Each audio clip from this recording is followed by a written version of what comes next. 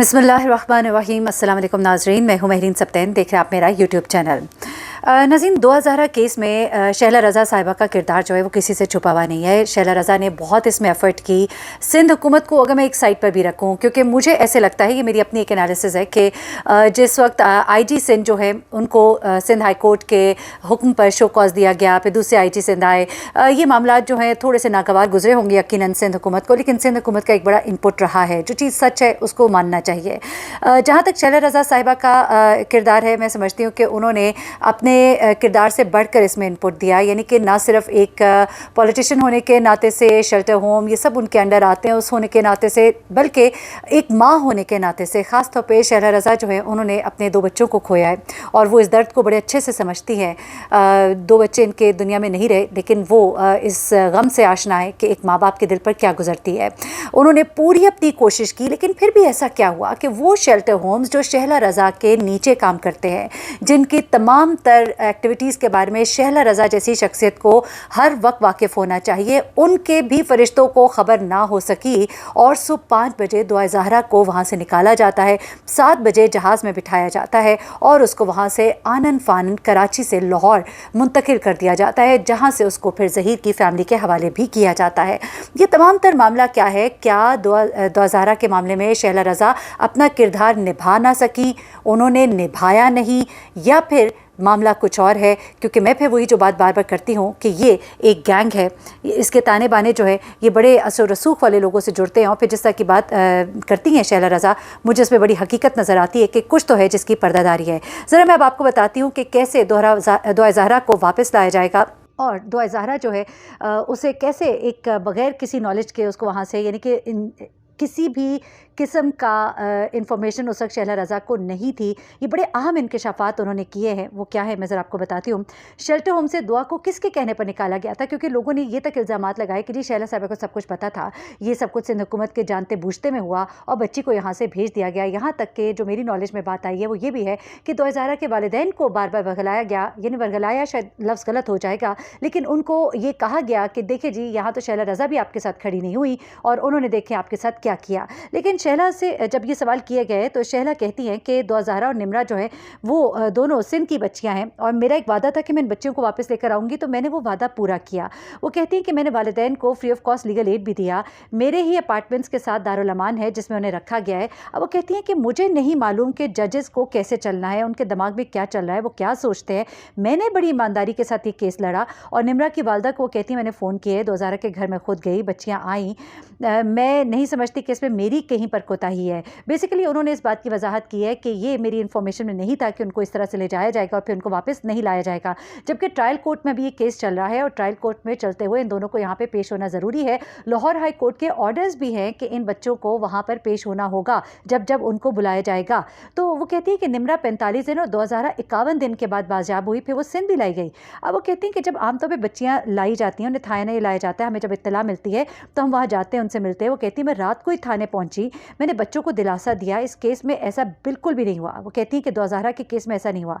निमरा को जब अदालत पेश किया, जज ने पूछा बेटा आपकी उम्र कम है, उम्र तो भी पढ़ने की है। निमरा ने कहा मैं बड़ी हूँ, मेरा मेडिकल करा ले। दूसरी तरफ वो कहती हैं कि दुआ के केस में वालिदैन जो है वो हाथ में सर्टिफिकेट्स लेकर खड़े थे। अच्छा अब देखिए शैला जो है ना वो बाकायदा बता रही हैं कि उन्होंने कितना एक वो साथ खड़ी हुई हैं और अपना उन्होंने आर्गुमेंट क्लियर किया है कि मेरा इसमें कोई कसूर नहीं है, मैंने जहाँ तक अपना किरदार अदा करना था किया। वो कहते हैं अब उनके पास तो सर्टिफिकेट्स तक थे। निमरा के केस में तो ये चीज़ नहीं थी, यहाँ पे तो सर्टिफिकेट्स थे, आर्गुमेंट्स थी, लेकिन अदालत ने बगैर किसी आर्गुमेंट के, अब ये शैला साहिबा कह रही है, देखिए जब अदालत कोई फैसला दे देती है वो पब्लिक प्रॉपर्टी होती है, उसके ऊपर कॉमेंट्स भी होते हैं, बातचीत भी होती है। वो कहती है कि अदालत ने बगैर किसी आर्गुमेंट के दुआ के मेडिकल का हुक्म दे दिया। अच्छा वहाँ पर तो निमरा ने कहा था, यहाँ पर तो बगैर किसी आर्गुमेंट के दे दिया। फिर वो कहती हैं कि मुझे जजेस से गिला भी है। अब देखिए वो अपना केस जो अपना पॉइंट प्रॉपर्ली एक्सप्लेन कर रही हैं and I agree with her. मैं इस पॉइंट को बाय करती हूँ। मैं समझती हूँ जो लोग ये कहते हैं कि शैला ने जानबूझ के किया, मैं समझती हूँ ये गलत है और ये उनके साथ ज़्यादती है।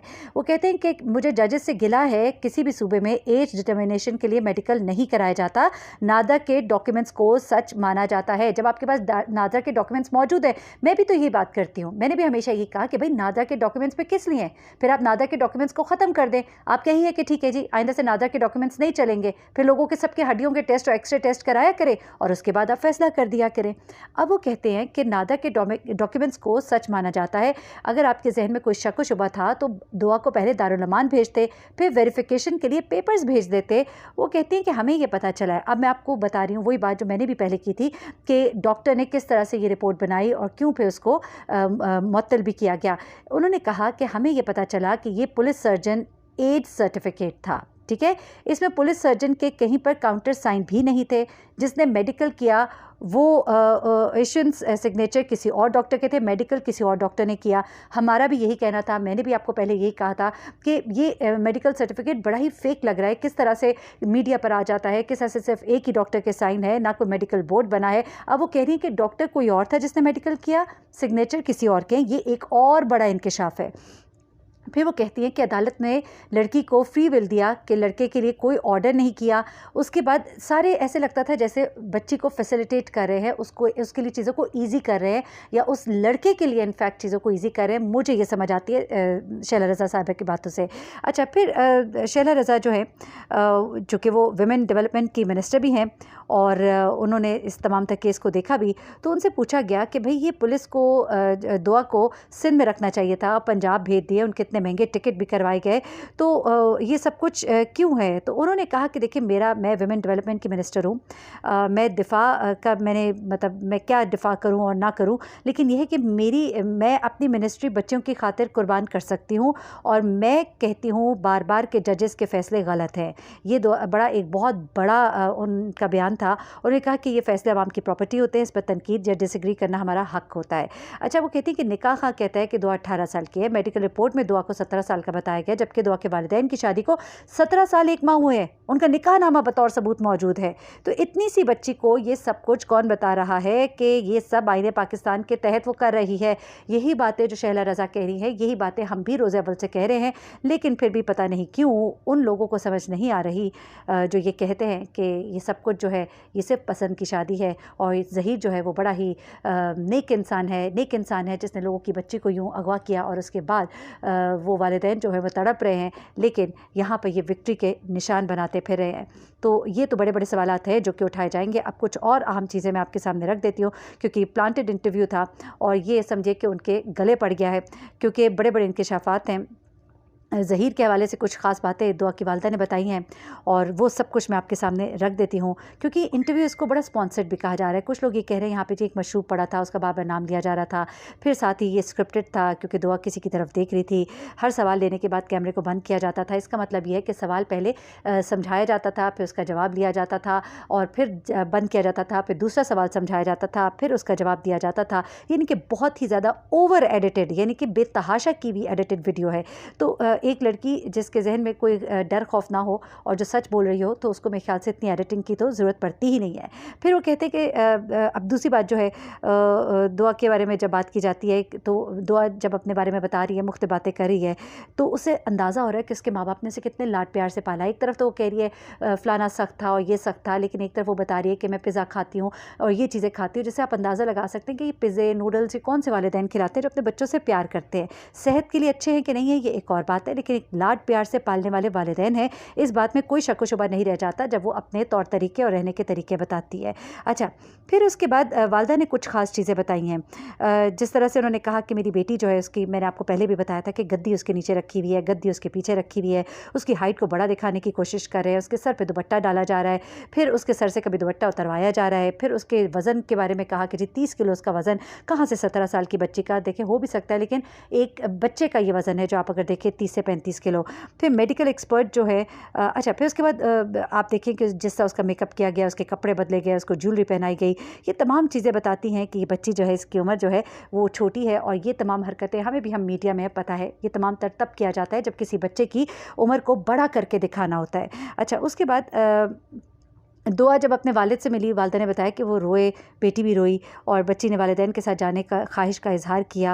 उन्होंने कहा कि मुझे बड़ा पूरा यकीन है इस बात पर कि पंजाब पुलिस और सिंध पुलिस जो है वो मिली हुई है इस वाक़े में, क्योंकि जिस तरह से बच्ची को सिक्योरेटिवली यहाँ से निकाला गया, वहाँ पहुँचाया गया, वो इस केस को ख़राब कर रहे हैं और हुकूमत सिंध का भी बहुत बड़ा किरदार है। इसमें चले। लेकिन ये कि वो कहती हैं कि शैला रज़ा जो है वो बहुत ज़्यादा अली काज़मी को और हमें सपोर्ट कर रहे हैं इस तमाम तर मामले में।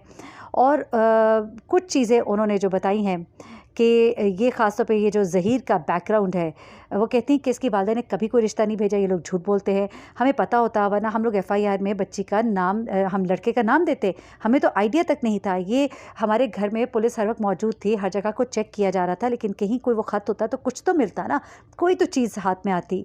गलत गलत इल्ज़ामात कभी उनके वालिद के काम के हवाले से लगाए गए, तो वो जो एफआईए की साइबर क्राइम विंग, हर कोई उनके घर पहुँचा, उनके लैपटॉप कंप्यूटर सब खंगाले गए, तो उनके अंदर क्यों नहीं आया वो इल्लीगल काम जो कि उसके वालिद करते थे। तो ये तमाम चीज़ें हैं जो झूठी उस बच्ची को बताई जा रही हैं, ताकि वो गलत इल्ज़ामात लगा के उनके केस को ख़राब करे और बच्ची को वालिदैन के हवाले ना किया जाए, ये कहकर कि वालिदैन तो बड़े सख्त हैं, वालिदैन तो बहुत बुरे हैं। जबकि कौन से वालिदैन ऐसे बुरे होते हैं जो दिन रात अपनी बेटी के लिए इस तरह से खड़े हुए हैं। अच्छा, मेहदी अली काज़मी जो है वो बहुत सारी जगहों पर इस मामले को उठा रहे हैं, इंटरनेशनली प्रोटेस्ट किया जा रहा है। और आप देख रहे हैं कि बहुत सी तस्वीर इस वक्त मौजूद है, मैं आपके साथ शेयर करती हूँ, जहाँ पे इंटरनेशनल लेवल पर ये प्रोटेस्ट जो इस वक्त जारी है। अब दुआ की जानिब से ये इल्ज़ाम लगाया गया कि वालिदैन मेरी शादी ज़बरदस्ती ज़ैनुल आबिदीन नामी कज़न से कराना चाहते थे। तो वालिद ने कहा कि हम कोई जाहिल नहीं है कि 14 साल की बच्ची की हम पढ़ाई मुकम्मल होने से पहले यूँ शादी करा दें। तो उसके बाद उसके वालिदा ने कहा कि ये सारी दुनिया को पागल बना रहा है, बच्ची को पट्टियाँ पढ़ा रहा है, और इंटरव्यू जो है लोगों के साथ मिल के अरेंज किए जा रहे हैं, प्लांटेड सवाल किए जा रहे हैं, और सब कुछ झूठ बोला जा रहा है कि वो लाहौर खुद से गई, वो तो अकेले तारिक रोड तक नहीं जा सकती। ये बड़े ही तेज़ और शातिर लोग हैं, हरगिज़ ऐसा नहीं हो सकता। वो फ्राइज़ और नूडल्स खाने वाली लड़की जो है उसको क्या हम मार पीट कर रखे हुए थे, ये भी उसकी वालिदा का कहना है। और उन्होंने कहा कि अगर ये अच्छे लोग होते तो प्रॉपर तरीके से रिश्ता लेकर आते। ज़हीर की वालिदा जो है वो एक माँ है, उसकी बेटियाँ भी होंगी, तो अपनी बेटियों की इज़्ज़त का ख्याल है, दूसरों की बेटियों का इज़्ज़त का ख्याल नहीं है। ये सवाल था दुआ की वालिदा का उनसे। तो उन्होंने कहा कि ये मामला इतना आगे चला गया है कि इस मामले को हल करने के लिए मतलब हम अब सुलह कर लें, तो ये तो हो नहीं सकता। वो कहती हैं कि अब वो बातें कर रहे हैं कि हमारी बच्ची को आउट ऑफ कंट्री या किसी दूसरी जगह लेकर जाएंगे। हम इन पर बिल्कुल यकीन नहीं कर सकते और हम अपनी बच्ची को मुल्क से बाहर इनको ले जाने नहीं देंगे। तो जनाब, ये कुछ चीज़ें थी जो मैंने कहा आपके साथ शेयर करूँ दुआ ज़हरा के हवाले से। शैला रज़ा क्या कहती हैं, केस अब तक कहाँ पहुँचा है और क्या क्या गलतियाँ ब्लफ्स जो है ज़हीर गैंग अब तक कर चुका है। मैं आपको मुसलसल अपडेट करती रहूँगी। थोड़ा सा वीडियो की क्वालिटी में आपको फ़र्क नज़र आ रहा होगा, चूँकि मैं ट्रैवलिंग में हूँ। माशाल्लाह मैं इस वक्त मदीना मुनव्वरा में हूँ और आपके साथ राब्ते में हूँ। मेरी पूरी टीम माशाल्लाह बड़ी जांफशानी के साथ काम कर रही है, एक एक इन्फॉर्मेशन मुझ तक पहुँचाई जाती है। हम व्हाट्सएप के ऊपर, ईमो के ऊपर कनेक्टेड हैं, और जैसे जैसे जो डिटेल्स मुझे मिलती हैं, या दुआ ज़हरा के वालिद जो हैं और उसके अंकल जो हैं मेरे साथ जो भी मालूमात शेयर करते हैं, और सिंध हुकूमत से भी मेरी कुछ बातचीत चलती है, कुछ और मेरे ज़राए हैं, तो जो मालूमात पहुँचती हैं मैं आप तक पहुँचाती हूँ। और आप सब के लिए बहुत सारी दुआएं यहाँ पर इंशाल्लाह। अल्लाह पाक पाकिस्तान के लिए बहुत बेहतरी करे। आप सब भी दुआ कीजिए अल्लाह पाक पाकिस्तान के लिए बेहतर करे, और अल्लाह ताला दुआ ज़हरा को उसके वालिदैन से मिलवाए, उनके वालिदैन के लिए आसानियाँ करे, और सबकी बच्चियों को अपने हिफ्ज़ अमान में रखे। मुझे बहरीन सब्तैन को इजाज़त दीजिएगा। अपनी दुआ में मुझे भी याद रखिएगा। अपना बहुत ख्याल रखिएगा। अल्लाह हाफ़िज़।